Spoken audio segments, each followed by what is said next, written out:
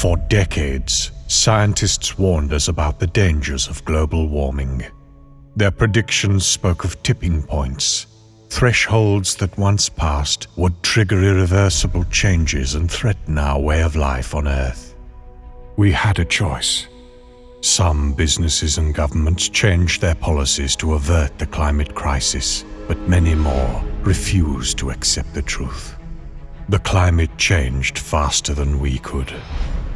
As our society collapsed, charismatic leaders with corporations more powerful than governments took control. It was back in 2035 that astrophysicist Victor Kaimas and his team made their discovery. Their space telescope located a nearby solar system with an Earth-like planet capable of sustaining human life. Getting there could give us all a second chance. With the brightest minds working around the clock, the discovery of Kaimas 2 signaled hope. But to the 6 members of the global corporate coalition, it was an opportunity. Behind closed doors, the GCC schemed to carve up the resource potential of this new world and establish a monopoly to exploit it for their own ends.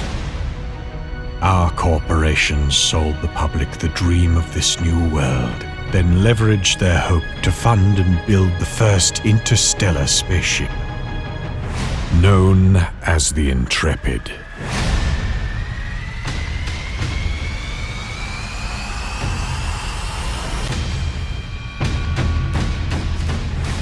The mission was to transport 5,000 pioneers to Kaimas 2 and prepare the planet for the large-scale colonization effort that would follow. Guided by an artificial intelligence system known as Quinn, we assembled a highly skilled crew aboard a lander to help us establish the first colony base. After light years of travel, the Intrepid would have to loop around the solar system before it could return to orbit. As we passed, the lander would transport us to the surface. We'd been in stasis for 146 years since we left Earth, and we'd finally arrived.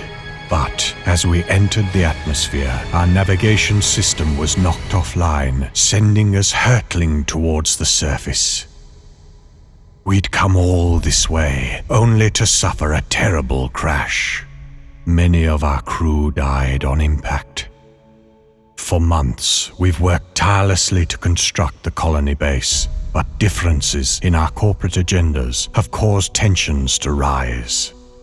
It will be years before the Intrepid can return, but who will control the colony when it arrives? Your story begins here.